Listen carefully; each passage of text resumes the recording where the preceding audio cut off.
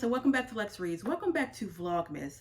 So in today's video, I wanted to give an update on my journey of reading the Harlem Renaissance the whole year. As you guys know, I've stated before, I used to do something called a 3-author project where I focus on 3 authors' whole fictional catalog. And for the past 3 years, I've been doing that. But last year, I said, you know what? In 2022, I'm going to focus on reading just the Harlem Renaissance, dedicate a whole year, and I've decided that I'm also going to dedicate another year reading the Harlem Renaissance in 2023. But I wanted to just, again, like I said, give you guys an update on how it's been going. My favorites so far, people that I have discovered. I have just immersed myself in this time, and I have listened to music, watched movies, of course, read the literature, just everything, okay? So we are going to be talking about that. Okay, so how is it going? It is going fantastic. It has gone fantastic. That's why I have dedicated another year of reading the Harlem Renaissance. This is just going to be something that I'm always going to really just learn about. You know, you have that one thing that you just, want to just know everything about. And that is the Harlem Renaissance for me. I'm so glad I found a period where I love everything about it. And again, I can just immerse myself in all of it. So background, why did I want to start reading the Harlem Renaissance and, just really get all into it? The main reason why was in 2020, I read for the first time Nella Larsen's passing and was just flabbergasted. Lord, that ending, oh my goodness. When I was reading it, I had to literally go back and say, wait, what did this girl just do? When I read this, I was just so shocked because it read so modern. And I'm thinking, I said, this is published in 1929? Like, girl, I felt like I was reading something from today. And it's that particular scene where I just love, where Irene and, is it Claire? Claire's husband, clearly Claire is passing for white. And Irene, she sometimes passes, she passes when it's convenient, okay? But, she meets Claire after all these years. And, Claire's husband don't deal with us. And he says it, okay? And it's that scene where she says, he's sitting there talking about how he don't deal with niggas, and you sitting here with 3 on your sofa right now. The way that she phrased that was so funny. I was cracking up because I said, you know what? Only a Black person would phrase it that way. Girl, this was so good. So after that, I said, well, let me read something else because let me get that feeling. Girl, I got it again, and it hit me even more. And it was because I read this, which is Jessie Fauset, Plum Bun. This is my favorite author. This is probably one of my favorite books from this time so far.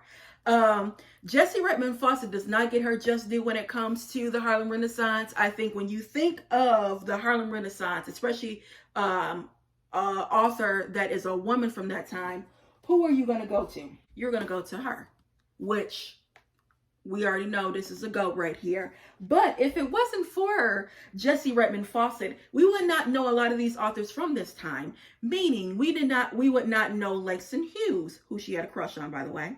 We would not know Wallace Thurman, Richard Bruce Nugent, even Nella Larsen, we wouldn't know. So Jessie needs to get her just due. The reason why I love this story is it deals with, of course, race, passing, gender, sexuality. You have the main protagonist, Angela. Angela can pass for white.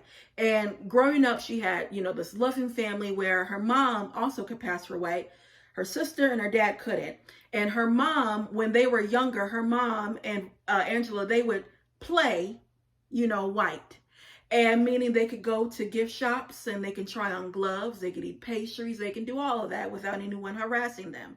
And one day they do that. They always do it. But one day they do that and they are walking out of, the establishment and they pass Virginia and the dad, and they don't say anything to them. And the mom, she's just like, Lord, I am past my child and my husband. And the dad's like, we know you weren't meant to be rude or anything like that. I mean, you can't say nothing to us. But the way that mom felt so badly about it. But it was a particular scene that I really love. Angela goes to a integrated school. It's set in Philadelphia.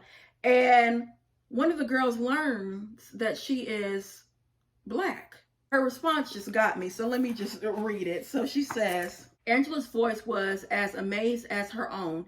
Tell you that I was colored? Why, of course I never told you that I was colored.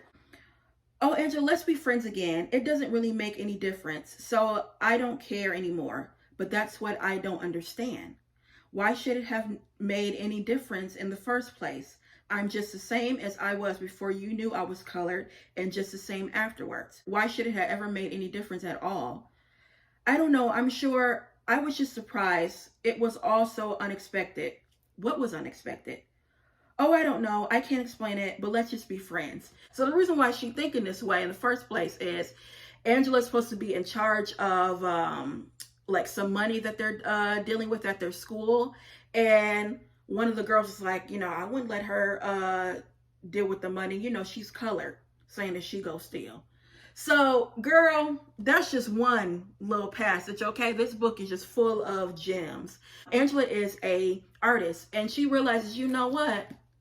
Every time when someone finds out that I am colored, it is a hurdle. So I am going to go to New York, and I'm going to pass as a white woman, because she does not hate being Black. That's not the thing. It's the inconvenience of being Black. It's always a hurdle. So she goes to New York, lives as a white woman, but another hurdle that she has to deal with is her gender. And she realizes it's not green on the other side. So you just go through her journey. You go through Virginia's journey, which is her younger sister. This was so good, girl. And the way it ended was perfect. It was like a perfect bow. It has everything. Now, the rest of her books, she has 4 books in total. This is Confusion. The Chinaberry Tree. I think this deals with some incest, and obviously race, gender, passing, all of that. And then Comedy American Style. So Jessie Redman Fauset, a goat, a goat, a goat. Just to go back to Nella Larsen. Nella Larsen only wrote 2 books, and the reason why is she was accused of plagiarism, which she did not do. But she said, you know what?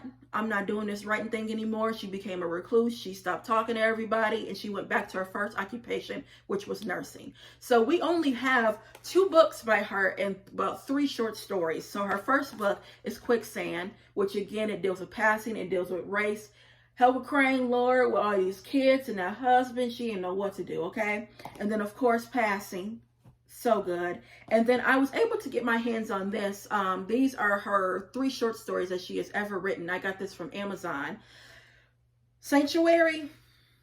Y'all got to read that. Sanctuary was amazing. Also, The Wrong Man. Girl, Nella has this way of being clever with her writing. And after you read it, you like, no, girl, why did you have to go there? Why did you have to do that? That's what she makes you do. Just a fantastic, fantastic author. So, yes, okay. Now, of course, you got to mention Zora Neale Hurston. We got to mention Zora. I was so excited to get these editions. These are from HarperCollins. They're so, so, so pretty. Now, I know one book that I'm really excited to read actually is her autobiography. It technically didn't come out during the Harlem Renaissance. This came out in 1942. The Harlem Renaissance is from about 1917 to about 1937, 38. So I have, a good amount of her works. Now, some of the works, I know I'm not going to read.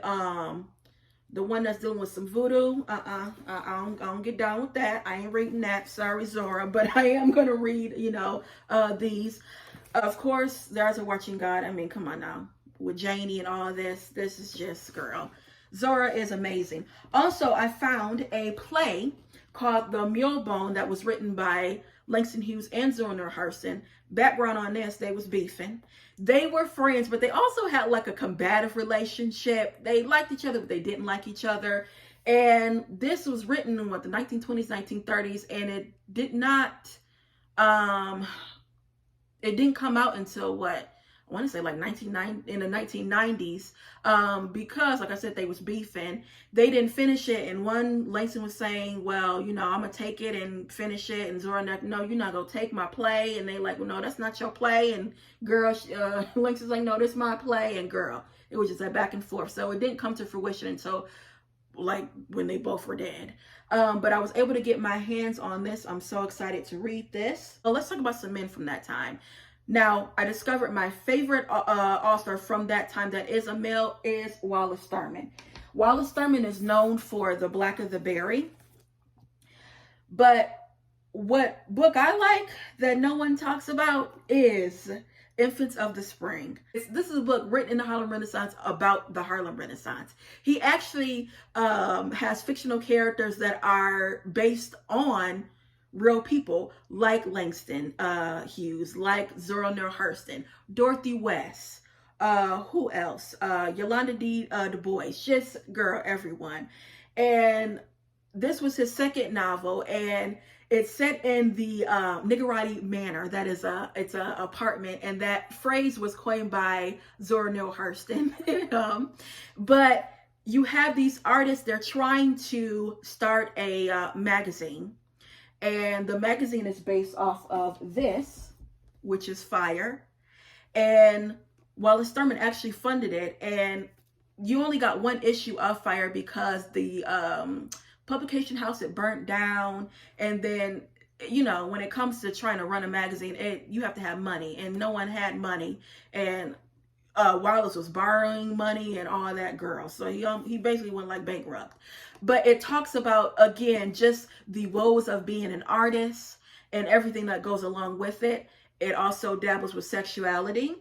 A lot of the authors during that time, especially the males, they couldn't come out. So they did it in their writing, but the way they did it was kind of clever. So they went outwardly say, you know, da da da da da, but you knew that they was da da da da da. Okay. And this book explores that. You see how much I have tabbed it, girl. This was one of my favorites. With Wallace Thurman, Langston Hughes, he described him as a beautiful black boy. Wallace Thurman had a lot of things going on. He was a closet homosexual. He dealt with alcoholism. He always was hard on himself, but they said he just was brilliant, okay? But he was so critical of himself. He was so critical of others. And he always wanted to write the great American novel and felt like he never did. And it's like, Lord, the fact that he felt like that, and you read his works like, how is that even possible, boy? You know that you can write. But that's the way that he felt. He died young at 32 years old from tuberculosis.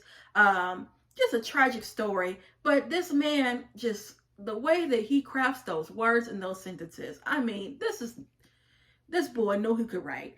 One story that I really like of his is a short story, and it's called Cordelia The Crude. Cordelia The Crude is is a prostitute.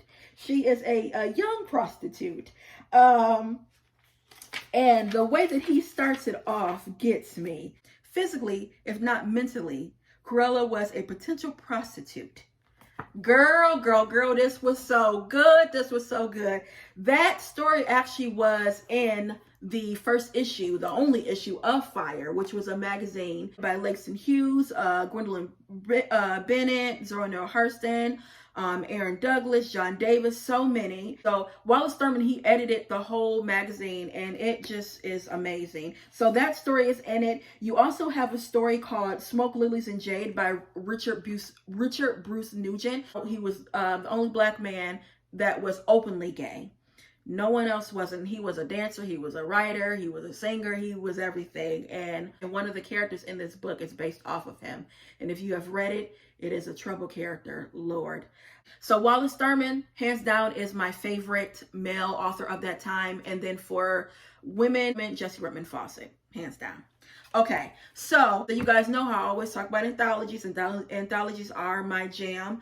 This right here has been a life savior. This is the portable, the Harlem Renaissance reader. If you are trying to get into the Harlem Renaissance, if you are really want to just learn about it, get this. This has everything from critical essays, short stories. It has poetry. It has everything. One story, like I had mentioned, I love Cordelia The Crude. So good. Please read that. It's real short. It also has Zora Neale Hurston's play Color Struck. That was amazing. Another male author that I love from that time is, of course, Langston Hughes. Now, I still have to read Not Without Laughter, but this collection of short stories, girl, The Ways of White Folks, unbelievable. Unbelievable. Let me see which one I liked. I mean, I liked all of them, but girl, A Good Job Gone is really good, and Passing is really good. But girl, this short story, it starts off with the bang. Cora Unashamed. This deals with homosexuality. It deals with racism. It deals with abortion. It deals with, oh girl, just everything. Just everything. He was such ahead of his time. I mean, and after reading this, I said, well, you know what? I want to read some of his poetry. I've always known Langston Hughes poetry, but I wanted to really just dig in that. And I have this. Y'all got to get this. This is the complete poems of Langston Hughes. This is all of his work. You also have poems that were never even published. This, oh, girl, I have just been going, like, what I do is I have this on my nightstand, and every now and then I just, you know, read his poetry. Mother to Son is one of my favorites. What else? Of course, A Negro Speaks of River. My Loves, that is one of my favorite. To a Dead Friend, that is another favorite of mine. Girl, I can just Dream Variations is a favorite of mine. I Too. Girl, I got so many. Black Gal, love Black Gal. Oh, Red Silk Stockings, amazing. I also discovered too, after reading his short stories, that I want to read some more short stories. And this anthology came in handy. It's The Messenger. The Messenger actually was a magazine from that time. So that short story is called The Young Glory of Him. Girl, that was so good. The way that man used Daisy. Oh, it was so good. Y'all, please read that. Langston Hughes, girl, amazing. Now, this is an autobiography that he wrote, The Big C, but it wasn't published during the Harlem Renaissance. I believe it was published in 1940. And he also has like a second installment of his autobiographies that I need to get. But yeah, he talks about that time in this autobiography. So that's one reason why I want to get it. And then of course is Langston Hughes. So next, let's talk about some authors that are just not really that well known. You know, when you do think about the Harlem Renaissance, it's like, when that comes to mind, who do you think? It's always Zora Neale Hurston and Langston Hughes. Now, which I'm so glad, Nella Larsen is coming in there a little bit. Also, Claude McKay is coming in there a little bit. Claude McKay was a poet. He's known for his poetry, but does have some novels, and he's a fantastic author. The book that I really loved of his is The Banana Bottom. It was so good. Of course, his stories, again, they did with racism, you know, sexuality. Also, too, because he is Caribbean, it's going to have, you know, that Caribbean flavor in it. And this one was really good. A Jamaican girl was actually raised by English parents. And you just see she doesn't know what world to really go to. You know, she wants to, you know, the English side they've really accepted her, but she's like, well, I'm Jamaican. I want to know about that culture and immerse myself in that. And then she meets this trifling man. Girl, it is real good, real good. So I like this. And then of course I wanted to get some of his poetry. So this is Dover Thrift Editions. I have a couple of these, really love them. And they're usually really inexpensive. Of course, I love If We Must Die. That one is really good. What's another one that I like? of his. The Little Peoples is really good. The Dominant White is really good. So The Negro Dancers is also good. So yeah, love Claude McKay. He was amazing. Another author I want to mention is Walter White. He served as the leader of the NAACP for like 4 decades. And if you look at him, you would never know that he is one of us. I will pop up a picture, okay? But he was also a writer. And one of my favorite books by him is called Flight. And girl, Mimi went through it, okay? Again, it deals with passing. Mimi comes from a black bourgeoisie family, and she gets involved with a young man, and it don't, you know, her town kind of ostracizes her because she's not married, but she has a baby, and that's like, they don't do that there. And they're from Louisiana, from New Orleans. And she, you know, moves to, I think, New York, and she's just having a hard time, and she can't pay for stuff. She's trying to take care of her son. So she said, you know what? You know what I'm going to do? I'm going to pass for white. That's what she does. And you see how it goes. All these stories, they sound the same, but they are different. They are different. And that's what gets me. Because again, with the Harlem Renaissance, the main theme is racism and passing and sexuality. But these authors, they tell it in such different ways. And this was a prime example. Y'all, please read this. This was published in 1926. And when it came out, people did not like it. They said that it was airing out the dirty laundry of blacks, especially black bourgeoisie. And they just didn't like it. Also known for The Fire in the Flint. I have not read this yet. This is also an Amazon classic. So I was really excited that they had this in print. So yes, another author that I discovered is Edward Christopher Williams. I will pop up a picture. He don't look like us, but he is one of us. This is called When Washington Was in Vogue. This is the lost novel of the Harlem Renaissance. It actually was published anonymously in 1926, and this is the first book written by an African American in letter form. The Wall Street Journal said, When Washington Was in Vogue brings the Harlem Renaissance vividly to life, a Great Gatsby with a happier ending. And it truly was. I am a fan of Great Gatsby, love that book. And it's a Great Gatsby. It honestly is, but it does, like I said, have a happy ending because you know Great Gatsby, no accountability, girl. Daisy and Tom, don't even get me started with that. You have the black elite, and you have a rooming house, and you have this man, Darby. He is writing to his friend, and his friend lives in Harlem and he lives in Washington. And he's writing just about the life living in Washington as a black man. He's also going to school. And I love the fact that with this book, you see the lives of black educated people, black elite, black bourgeoisie, and just how they navigate in the world. And also another thing I like too is, when you're dealing with the Harlem Renaissance, of course, it's set in New York, it's set in Harlem. This is not set in Harlem. This is set in Washington, D.C. And you see, how it was in Washington, D.C. during the Harlem Renaissance. Y'all, please get this. This is so good. And like I said, it was a lost novel of the Harlem Renaissance. This was not published until, 2004. And again, this was written in 1926. And this is his only book that Edward Christopher Williams wrote. He actually died unexpectedly. So this is all we have of him. And when I tell you, it's so good. Another kind of unknown from this time is Calty Collins. He writes poetry, baby. He would be like, Langston was number 1, he was number 2. And he didn't like that. His poetry, it's real lyrical. It's, personally my favorite, Langston. Nobody can write poetry like Langston, girl. But he comes to a close second. He is really good.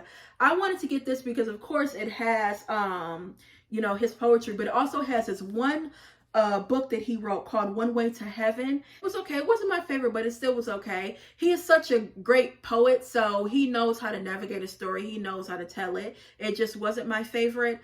Girl, backstory on him. He was one of the people that struggled with their sexuality. He actually got married to W.E.B. Du Bois' daughter, Yolanda, I believe.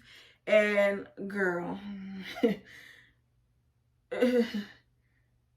Yolanda knew that he liked the boys, and they got married, had a wedding that had over 3,000 people. Who really orchestrated this and had an understanding was W.E.B. Du Bois and was Countee Cullen. And they got married shortly after, their honeymoon. He writes a letter and tells her, he loves men, and girl, she tells her dad, and they get divorced. And he writes back and he tells W. Du Bois, says, well, I thought it was my daughter's lack of, sexual experience. And it was not, because Yolanda had a little boo thing in college that was a jazz player. And W. Du Bois is like, you ain't dealing with him. He a jazz player. So she hooked him up with him. Girl, all go wrong. But he ends up getting married later, and I think him and his wife, they had a little understanding. She knew where he was coming from. So clearly, I not only read the literature from this time, I be all in the author's business, and he got me. So yeah, guys, I would say the last author that I do want to highlight is a woman named Angelina Grimké. She is known for this. It's called Rachel. It's a 3-act play. So good. I actually got this edition from Amazon. It deals with race. It deals with sexuality. It deals with, what else? Oh, Lord. Segregation, lynching. In her story, she is going to talk about lynching. Oh, she also talks about, too, the Red Summer, which was in 1919. It was a racial riot. And then she also talks about mental health, which I so appreciate. It's a short story called The Closing Door, which I read out of this. Again, a gem. Girl, that was so good. That was so good. And in this story, The Closing Door, it talks about mental health. And again, it talks about lynching. And you have a mother that does something to her child, and you are just, your mouth is gaped open. God, guys, please read it. Please read it. Please read it. And then another author that I want to mention, it's Gwendolyn Bennett. She wrote short stories and poetry, but one story that I really want you guys to read, it's called The Wedding Day. It was so good. It actually was in the magazine Fire. Girl, Mary, a young white prostitute, and then you have Paul, a black man. They get in cahoots, and girl, please read it, okay? Please read it.